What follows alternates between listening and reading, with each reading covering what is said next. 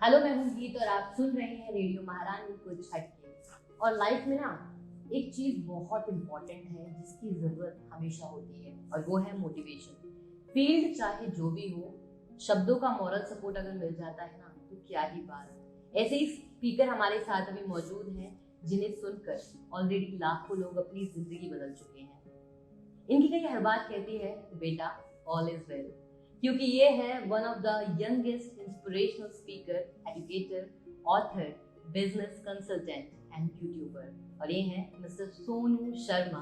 तो सर, सबसे पहले स्वागत है आपका। बहुत बहुत शुक्रिया, thank you so much for inviting me. जी सर, मैं आपसे यही जानना चाहूंगी कि आप लाखों लोगों को मार्गदर्शन देते हैं, लेकिन आपकी लाइफ में कौन ऐसा मेंटोर रहा जिसने सोनू शर्मा को द सोनू शर्मा बना दिया?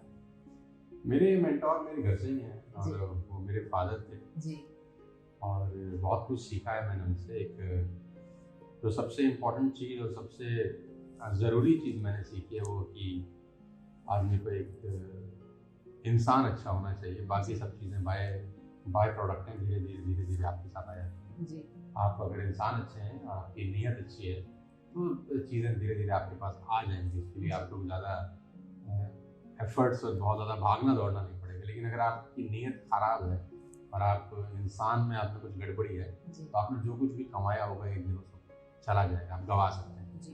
तो मेरे मेंटोर मेरे घर से ही है, मुझे कहीं दूर ढूंढने की ज़रूरत नहीं पड़ेगी। क्या बात है सर, आप बहुत लोगों को मोटिवेशन देते हैं, इंस्पायर करते हैं, लेकिन क्या आप भी कभी डिमोटिवेट होते हैं? कोई ऐसी सिचुएशन आती है, और अगर आती है तो कैसे आप उससे बाहर आते हैं? हाँ, बिल्कुल डिमोटिवेट होते हैं। After all we all are human being. और सबसे बड़ा डिमोटिवेशन तो मुझे भी कोविड में ही हुआ। और when I lost my father due to Covid, बहुत वो ट्रॉमा के दिन थे, करीब करीब 30-35 दिन जी।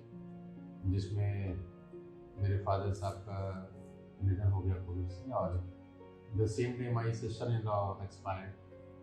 मतलब एक ही दिन में मैंने दोनों लोगों को क्रिमेशन किया। 3rd मई को सिस्टर इन लॉ एक्सपायर हुई, 4th मई को फादर साहब एक्सपायर हुए and my wife was hospitalised severe Covid conditions, 25 days ICU में थी बायोमेट्रिक। तो वो 25 दिन आईसीयू में रेगुलर जाना उस कोविड वार्ड के अंदर, और फादर साहब का पीछे ना होना, सिस्टर इन लॉ का ना होना, और खुद को भी मेरे को कोविड था, हमारी पूरी फैमिली को कोविड था। तो वो जो 40-45 दिन जो 1.5 महीना थे बहुत ट्रॉमा के थे। और एक बार तो मुझको भी लगा कि यार ये क्या हो गया हमारे साथ, और बहुत डिमोटिवेशन आया। ऐसा नहीं कि नहीं आया, बिल्कुल आया। मन से बहुत हार जाता है आदमी, कभी कभी कंट्रोल में नहीं होता। फिर मेरे बहुत सारे लोग मेरे कांटेक्ट में थे, मेरे दोस्त, तो मुझे बोलते थे यार इतना बुरा तो हमने कभी सोचा भी नहीं था कि तुम्हारे साथ हो जाएगा। तो मैं तब भी उनको एक ही बात बोलता था कि भगवान की बहुत कृपा है मेरे ऊपर, वो जो भी देता है छप्पर फाड़ के देता है। सुख दिए तो वो भी छप्पर फाड़ के दिए, और दुख दिए तो उसमें भी उसने कोई कोताही नहीं बरती। तो जब सुख दिए तब कंप्लेंट नहीं करी, तो अभी कंप्लेंट करना बनता नहीं है। और आखिरी में फिर बाउंस बैक किया, वापस निकले, क्योंकि जीना इसी का नाम है, the show must go on. क्योंकि अगर बहुत कम ही लोग तो हैं यार इस पूरी ब्रह्मांड में जो पॉजिटिव सोचते हैं। अगर हम सब लोग भी अगर हार के बैठ जाएंगे तो बाकी लोगों का क्या होगा। तो the show must go on, वापस आए और बैक टू द फील्ड। किसी फिल्म का इतना इंतजार नहीं होता जितना फैंस आपके लाइव सेशन और आपकी वीडियोस का इंतजार करते हैं, और इतना प्यार मिलता है आपको कि क्या ही कहें। तो कैसा फील होता है उस टाइम जब इतना प्यार आपको फैंस का मिलता है, और क्या कहना चाहेंगे? ये तो सवाल ही गलत है। अच्छा लगता है, बहुत अच्छा लगता है। जिस व्यक्ति को उसकी गली के लोग नहीं सुनते थे, आज 100 कंट्री से ज़्यादा में लोग उसको सुनते हैं।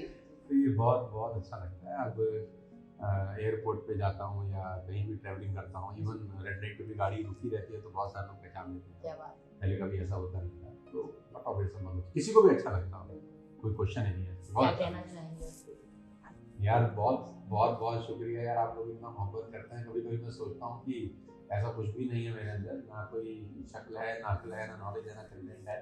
लेकिन आखिरी में एक ही बात बोलता हूँ, खुदा मेहरबान तो खुदा पहलवान, की ब्लेसिंग में ऐसे ही प्यार करते रहिए, मैं कुछ नया करता रहूँगा। क्या बात है, बहुत खूब। एक चीज़ है जिसके पीछे ताउम्र इंसान भटकता है जब तक वो मिल नहीं जाता, और वो है गोल। और गोल को लेकर तो आपको पूरी सीरीज है यूट्यूब पर। अगर गोल को आप इन शॉर्ट बयान करें तो गोल क्या है, और इसको पाने का मूल मंत्र क्या है? मतलब इस सेशन के अंदर तो it's very very difficult to describe कि गोल कैसे अचीव कर सकते हैं, क्योंकि बहुत बड़ा समुद्र है ये। मतलब आप 1 मिनट या 30 सेकंड में नहीं बता सकते, लेकिन ये बात ज़रूरी है कि जिसकी ज़िंदगी में गोल नहीं है उसकी लाइफ ही गोल है ना। मतलब लेटर विल रीच नोवेयर, अगर आप उसके ऊपर चिट्ठी पे पता ही नहीं लिखेंगे तो कहाँ पहुँचेगा। ये बिल्कुल वैसी कहानी है कि आप ट्रेडमिल पे दौड़ रहे हैं लेकिन पहुँच कहीं नहीं। तो गोल बहुत ज़रूरी है, और गोल सेटिंग एक वास्ट टॉपिक है। कभी आप सेशन में आइए, आप लोग, मैं आपको डिटेल में समझाऊंगा कि इसको कैसे पूरा किया जाता है। तो द सोनू शर्मा का गोल क्या है, ये हम जरूर जानना चाहेंगे।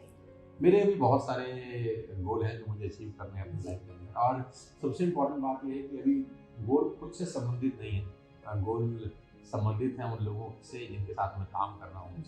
क्योंकि अभी लाइफ का जो प्रोस्पेक्टिव है वो कोविड के बाद 360 डिग्री पे बदल गया है। ईश्वर ने बहुत कुछ दिया है मुझे, मेरी औकात, मेरी उम्मीद, मेरी हैसियत से ज़्यादा दिया है। अभी एक ही गोल है, जो मेरी तरह मिडिल क्लास फैमिली के लोग हैं, जो जिनके पास ज़िंदगी में कोई मेंटोर नहीं है, क्योंकि एक अच्छा मेंटोर होना बहुत ज़्यादा ज़रूरी है। गाइडेंस अगर राइट मिल जाए तो हम जैसे जो मिडिल क्लास फैमिली के लोग हैं उनमें बहुत पोटेंशियल होता है। तो मेरा एक ही गोल है कि हर उस आदमी को मेंटोर कर सकूं जो मेरे पास 20-22 साल का एक्सपीरियंस है, उनको सिखा सकूं, अपने एक्सपीरियंस को शेयर कर सकूं, और वो भी मेरी तरह मिडिल क्लास फैमिली से निकल कर आज कहीं ना कहीं पहुंच जाएं। अब यही गोल बन गया। तभी आप हमेशा कहते हैं कि अगर मुझे यहाँ कैद कर लिया तो शायद लाखों लोग अनाथ हो जाएंगे। हाँ, मैं बोलता हूँ यार, मुझे यहाँ पर मुझे जाने दो यार, मेरे बच्चे मर जाएंगे। क्या बात है सर। जैसे कि आजकल बायोपिक का ज़माना है, हर किसी स्टार की लाइफ पे बायोपिक बनती है ताकि और अच्छे से हम उसकी ज़िंदगी के बारे में जान पाएं। तो अगर आपकी बायोपिक बनती है तो किस एक्टर को अपना रोल? अभी तो मुझे लगता नहीं कि मैंने ऐसा कुछ खास किया है कि मेरी औकात है कि कोई मेरे ऊपर बायोपिक बनाएगा। जब कुछ मेहनत कर लें थोड़ी सी, तब इस क्वेश्चन को थोड़ा पॉजिटिव लेते हैं कि बहुत मेहनत करने की ज़रूरत है, बहुत कुछ करना है, ताकि कोई हमारे बारे में ऐसा सोचे, जिसे सोचेगा फिर उस दिन हम भी सोचेंगे। अभी तो लगता नहीं कि कोई बनाएगा। जी सर, आप एक इंस्पिरेशनल स्पीकर होने के साथ साथ और भी बहुत सारे किरदार निभाते हैं। आप एक पिता हैं और अच्छे दोस्त हैं। तो जब आप फैमिली में होते हैं और आप जब ऑन स्टेज होते हैं तो क्या क्या चेंजेस आते हैं पर्सनालिटी में? बहुत फर्क है। स्टेज पर मैं राजा हूँ, किंग ऑफ स्टेज। मुझे बहुत खुशी है, प्राउड है बताते हुए कि स्टेज पर मुझसे बेहतर कोई नहीं। जी। अपने मुंह मियां मिट्टू औरों में मजाक कर रहा हूँ, बहुत अच्छे लोग हैं, मुझसे बहुत अच्छा बोलते हैं। जी। तो स्टेज पे मुझे बहुत कंट्रोल रहता है, बड़ी इज्जत होती है, लोग बड़ी तालियां बजाते हैं, बड़ा अच्छा लगता है। लेकिन इसका बिल्कुल उल्टा होता है घर में। जब घर पहुंचते हैं तो वाइफ बोलती है खाली बैठे हो तो पंखा ही साफ कर दो। घर में कोई औकात नहीं है हमारा। तो बहुत फर्क है स्टेज पर और घर में, बहुत फर्क है। लेकिन ये फर्क बना रहना चाहिए। घर के लिए तो हम वही वाले होने चाहिए जैसे नॉर्मल ह्यूमन बीइंग रहते हैं। It's a lot of difference. जी। जब हम कोई अच्छा काम करते हैं तो एक रिवॉर्ड ज़रूर मिलता है, लेकिन इस रिवॉर्ड से ज़्यादा खुशी होती थी बचपन में जब हमें शाबाशी मिला करती थी पेरेंट्स से, रिलेटिव से। तो हमने किस्सा सुना है कि जब आप अपनी डिग्री लेकर अपने घर पहुंचे थे तो आपको भी एक सरप्राइज मिला था। वो किस्सा हम ज़रूर जानना चाहेंगे। वो लाइफ का टर्निंग पॉइंट था एक्चुअली। और I did my graduation in 1998 from DAV college Faridabad. जी। और मुझे याद है, ऐसा लगता है कल की बात है, भाई 23 साल हुए घर पहुंचे डिग्री लेके। और तो पढ़ाई लिखाई में हमारा हाथ वैसे टाइट था, बड़े मुश्किल से पास हुआ।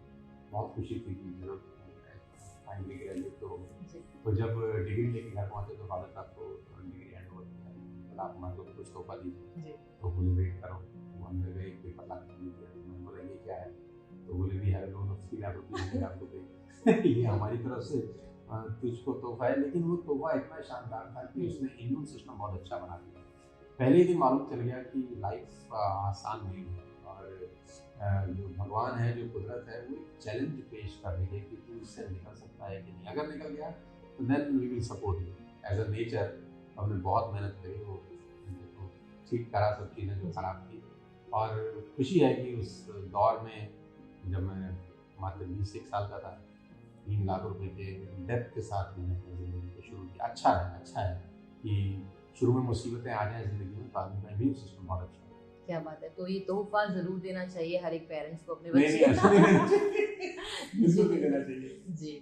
सर, जैसे कि ये जो सवाल है ये स्टूडेंट्स की तरफ से है जो नेटवर्क मार्केटिंग में कदम रख रहे हैं कुछ बच्चे और करियर बनाना चाहते हैं। तो क्या पैरामीटर है इस फील्ड में सक्सेसफुल होने के? मैं नेटवर्क मार्केटिंग इंडस्ट्री में करीब करीब 22 साल से हूँ। Last 22 years I am in this industry. और सबसे अच्छी बात तो ये है कि आज की डेट में जब कोविड में सब दुनिया बंद थी, कोई कपड़ा नहीं खरीद रहा था, कोई शूज़ नहीं बिक रहे थे, ज्वेलरी नहीं बिक रही थी, ऑप्टिकल्स चश्मा नहीं बिक रहा था, गाड़ियाँ नहीं बिक रही थी, कुछ भी नहीं बिक रहा था। पूरा का पूरा दुनिया एक तरीके से बंद था। लेकिन एक इंडस्ट्री थी जो चल रही थी, जिसको बोलते हैं नेटवर्क मार्केटिंग। यहाँ पर लोगों ने कीर्तिमान बनाए हैं और रिकॉर्ड तोड़े हैं, इसमें कोई शक नहीं है। यहाँ पर जो टेस्टिमोनियल्स हैं, जो लोगों की अर्निंग्स हैं, अचीवमेंट्स हैं, वो माइंड ब्लोइंग, एक आम आदमी की कल्पना से भी बाहर की चीज़ है। इसीलिए शायद लोग उसको इजीली डाइजेस्ट भी नहीं कर पाते कि ये कैसे हो सकता है कि 20 साल का बच्चा, हाउ इट इज़ पॉसिबल कि 20 साल के बच्चा 15 लाख रुपए पर मंथ कमा रहा हो, मर्सिडीज चला रहा हो, ये पॉसिबल कैसे है? तो एक जो नॉर्मल लोग हैं उनको समझ में आती नहीं है बात। तो ये बहुत बड़ा अपॉर्चुनिटी है, बहुत बड़ा इंडस्ट्री है। और मैं इतना ही कहना चाहता हूँ, जो लोग भी इस इंडस्ट्री में आना चाहते हैं उनको एक ही काबिलियत की आवश्यकता है, ज़रूरत है, वो है patience. At least in 3 years into this industry। और मैं कहता हूँ अगर आप फेल हो जाए फिर भी इस इंडस्ट्री में जरूर है, सिर्फ पास होने के लिए नहीं, क्योंकि ये इंडस्ट्री आपको 3 साल में इतना कुछ सिखा देती है कि आपको जिंदगी में कभी मार नहीं लगती। क्या बात है सर, आप डायनामिक इंडिया ग्रुप के फाउंडर हैं और ये जो नाम है ये है ही कुछ हटके, जैसे रेडियो महारानी कुछ हटके है, तो ये नाम आपने कैसे सोचा, कहाँ ये से? मेरा नाम नहीं है, ये मेरे एक दोस्त हैं गोल्डी, उनके पिताजी ने हमको नाम दिया था आज से 20-21 साल पहले। हम लोगों ने एक फर्म स्टार्ट किया था इन 2001 if I am not wrong. तो उनके जो फादर साहब हैं उन्होंने हमको ये नाम दिया था कि आप ये नाम रखिए।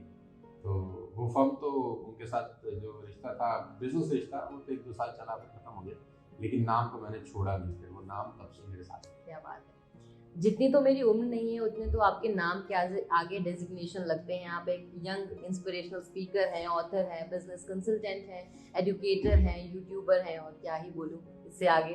तो आगे हमें मिस्टर सोनू शर्मा का कौन सा अवतार देखने को मिलने वाला है? ऐसा कुछ सोचा नहीं, लेकिन अभी कोविड में तो बहुत सारे 2 साल से तो सारे के सारे सेशंस बंद थे, लाइव सेशंस ना के बराबर ही हम लोगों ने किए। ऑल्दो हम लोग वर्चुअली बहुत प्रोग्राम किए हमने पिछले 2 साल में, बहुत बिजी रहा है।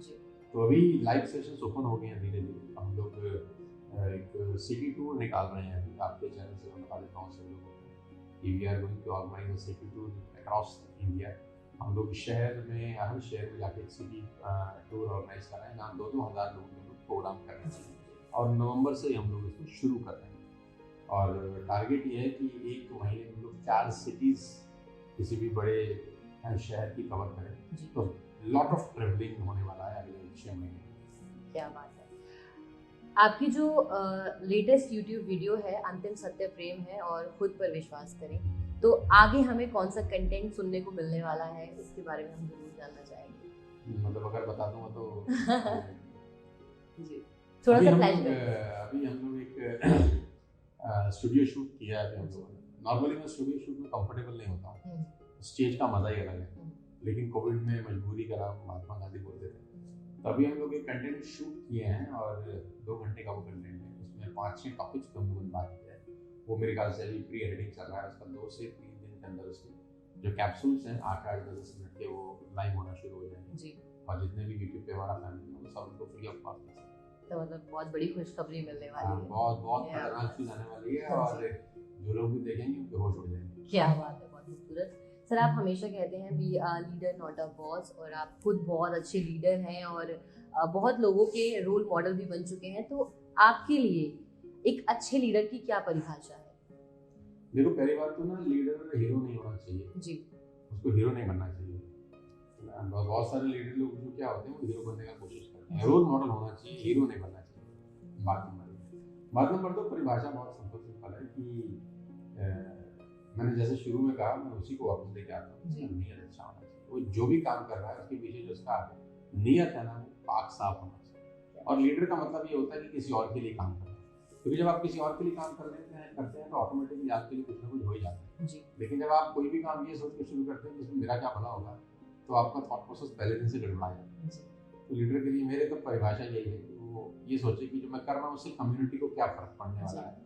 कोई भी मैं काम कर रहा हूँ उससे कम्युनिटी का कुछ भला हो रहा है कि नहीं हो रहा है, लोगों का भला हो रहा है कि नहीं हो रहा है। अगर कम्युनिटी का और लोगों का भला हो रहा है तो मुझे लगता है कि वो सही दिशा में आगे बढ़ता है जी।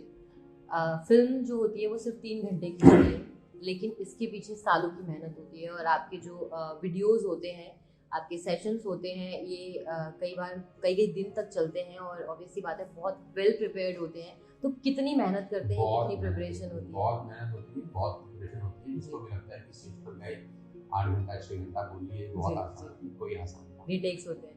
नहीं, स्टेज पे तो खैर कोई रीटेक नहीं होता, स्टूडियो शूट हम वैसे भी नहीं करते जी हैं, जी कोई रीटेक नहीं होता, वो वन थ्रू ही होता है। जी। लेकिन उसके पीछे तैयारी भयंकर होती है, बहुत मेहनत होती है, बहुत स्टडी होती है, बहुत स्क्रिप्टिंग होती है, और जो आसानी से दिख रहा होता है उसके पीछे उतनी ज़्यादा मेहनत होती है जी। स्टेज आसान है, बहुत सारे लोगों के पसीने छूट जाते हैं स्टेज पे जाते ही, तो it's a lengthy process, it's a learnable process.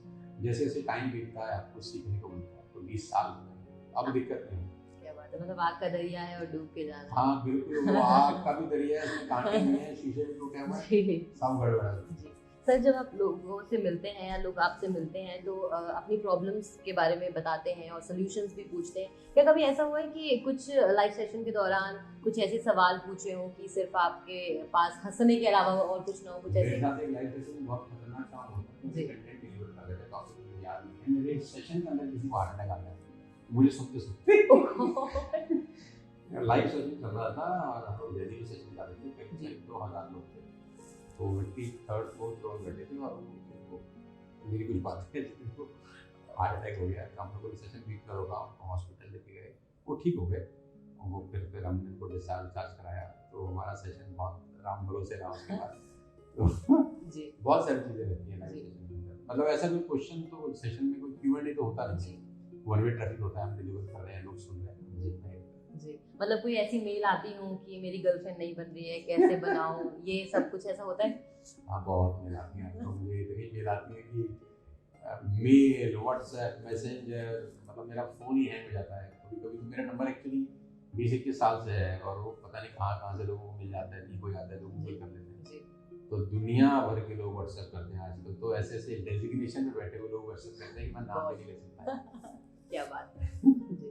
Sir जैसे कि आप हमेशा ही हॉट टॉपिक्स पर बात करते हैं जिन्हें शायद और कोई मोटिवेशनल स्पीकर छूने से भी घबराता है, और एक बहुत हॉट टॉपिक है जो बच्चे होते हैं वो अपने स्टडी प्रेशर के कारण या फिर रिलेशनशिप प्रॉब्लम है, एक छोटी मोटी स्ट्रेस ले लेते हैं, फिर जो स्ट्रेस होती है वो डिप्रेशन में तब्दील हो जाती है और बहुत भयानक रूप होता है जिसका, फिर आगे जाकर कुछ गलत स्टेप्स ले लेते हैं।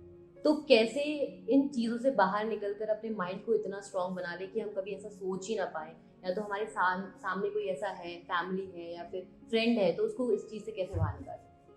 स्ट्रेट फॉरवर्ड बोलते हैं कि सुसाइड बहुत होते हैं हमारे देश के अंदर, बहुत इंडिया के अंदर जो सुसाइडल जो रेशियो है वो काफ़ी खतरनाक है। और मैं एक ही बात बोलता हूँ, देखो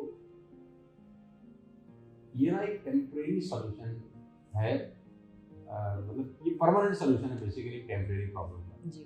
और मजे की बात तो ये है कि ये करने से प्रॉब्लम भी सॉल्व नहीं होती, प्रॉब्लम सिर्फ शिफ्ट हो जाती है आपसे आपके परिवार में। बिल्कुल, प्रॉब्लम तो वही की वही है, प्रॉब्लम खत्म नहीं हो रही, वो शिफ्ट हो गई, आप चले गए, आप कहीं और, आपका परिवार झेल रहा है।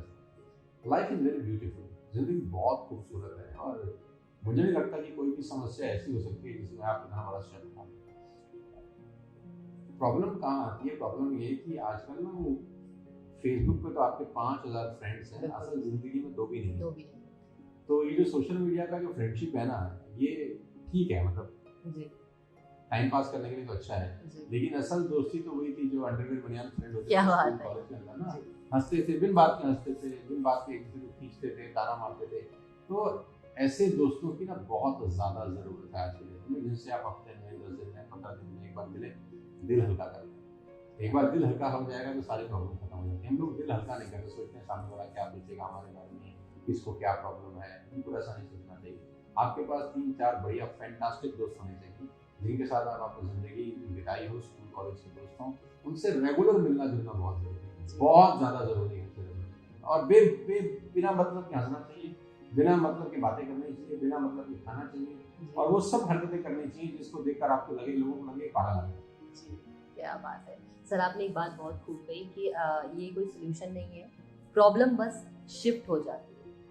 क्या बात है। वैसे तो YouTube पर और भी बहुत सारे इंस्पिरेशनल स्पीकर्स हैं, लेकिन आपकी खास बात है जो मुझे बहुत पसंद है, आप लोगों को उनकी संस्कृति से जोड़े रखने के लिए ग्रंथों से एग्जाम्पल सेट करते हैं, कभी रामायण तो कभी महाभारत की बात करते हैं। तो सर ये कैसे ख्याल आया, कहाँ से ये ख्याल आता है?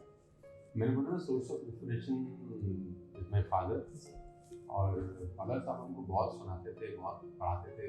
उनसे ही आदत डली रामायण पढ़ने की, उनसे ही आदत डली गीता पढ़ने की, उनसे ही आदत डली। और हमारे जो ग्रंथ हैं उनके अंदर इतना कुछ छिपा हुआ है कि आपको फिलिप कॉटलर को पढ़ने की जरूरत नहीं, आपको किसी भी अंग्रेज आदमी को पढ़ने की जरूरत नहीं, इतना कुछ छिपा हुआ है। लेकिन प्रॉब्लम क्या है, जो स्कूल के अंदर रामायण महाभारत कुरान ये पढ़ाई जाती थी पहले, या अभी पढ़ाई जाती होगी मुझे नहीं पता, तो इतने बोरिंग तरीके से पढ़ाई जाती है कि सामने वाले आदमी को बात आने लग जाती है। अब वो सेम स्टोरी है, क्योंकि स्टोरी तो सेम ही है, उसको पता भी है कि इसके बाद क्या होने वाला है, तो क्यों इंटरेस्ट लेके सुनेगा? या तो कोई सरप्राइजिंग फैक्टर आने वाला हो उसको पता ही नहीं है, तो उसको बड़ा इंटरेस्ट हो यार अब क्या। अब उसको पता है कि भगवान ने 14 साल के लिए वनवास जाना है, उसके बाद उसको पता है कि ऐसा होना है वैसा होना है, लेकिन आप उसको कितने अच्छे तरीके से, और उसमें इतना कुछ है सीखने के लिए, एक एक पात्र से सीखने के लिए है। तो मैं सिर्फ इतना ही कर रहा हूँ कि वो जो मोती हैं समुद्र के अंदर उनको निकाल कर अपने ही रूप में लोगों को सामने पेश कर रहा हूँ, ताकि लोगों को अच्छे से समझ में आए। बहुत कुछ है सीखने के लिए, आपकी लाइफ पूरी तरह ट्रांसफॉर्म हो सकती है अगर आप सिर्फ कुछ चीज़ें सीख लें। सब कुछ तो हम लोग नहीं सीख सकते, लेकिन कुछ भी चीज़ें सीख लें तो आपकी लाइफ का एंगल ही अलग हो जाता है। क्या बात है। अंग तो वही होता है जो प्रेम से जुड़ता है तो विकास करता है, और प्रेम से अलग होता है तो विनाश करता है। और ये बातें आपने कही हैं अंतिम सत्य प्रेम में, और इस वीडियो में आपने राधा कृष्ण के प्रेम के बारे में बातें कही हैं। और इसमें राधा जी ने कहा है, श्रीमद् भागवत गीता में मेरा नाम भी नहीं है, लेकिन उसी के समापन पर राधे राधे राधे राधे करते हैं। तो सर ये मैं आपसे जरूर जानना चाहूंगी, ये ख्याल ये कहाँ से आया आपके दिमाग में, कहाँ से? एक्चुअली मैंने कहीं सुना जी, तो वो मुझे बड़ा अच्छा, मेरे मन को मतलब ये जो कंटेंट है वो इतना अच्छा लगा कि मुझे लगा कि इसके ऊपर कुछ करना चाहिए। जी जी, इसके ऊपर हमको शूट करना चाहिए। हम लोगों ने प्रॉपर इसके लिए माहौल बनाया, इसके लिए शूटिंग करा, और इस तरह का वीडियो हम लोगों ने कभी ऐसे शूट किया भी नहीं था, लेकिन वो कंटेंट इतना अच्छा था और वो उसके शब्द इतने प्यारे थे कि अपने आप को रोक नहीं सकते। क्या बात है, बहुत खूबसूरत। सर दिवाली आने वाली है और आप अपने फैंस को, अपने फॉलोअर्स को, फैमिली को क्या विशेष देना चाहते हैं? स्वस्थ रहिए यार, और प्रसन्न रहिए, खूब मस्ती करिए, और जिनकी याद में दिवाली मना रहे हैं उनसे सीख लीजिए। क्या बात है, बहुत खूबसूरत। वैसे ही आपको बहुत देखा है, बहुत सुना है वीडियोस में, और आज फेस टू फेस बात करके मैं बयान नहीं कर सकती मुझे कैसा फील हो रहा है। आपसे बात करके बहुत मज़ा आया। बहुत बहुत शुक्रिया, आपने मुझे इनवाइट किया। Thank you so much, God bless you. Thank you so much sir. लेकिन सर मैं ये ज़रूर जानना चाहूँगी, आपको मुझसे बात करके कैसा लगा? बहुत घबरा रहा था मुझे एक्चुअली इस तरह के जो स्टूडियो सेशंस होते हैं ना उसकी आदत नहीं है, मैं बहुत नर्वस हो जाता हूँ। मेरी जो टीम है, मेरे जो मैनेजर हैं, मैं उनको कहता हूँ मुझे स्टेज पे आप 6 घंटा बुलवा रहा हूँ, मुझे कोई प्रॉब्लम नहीं है, लेकिन जब मुझे स्टूडियो में कैमरा मेरे सामने लगाते हो तो मुझे बहुत तकलीफ होती है। क्या बात।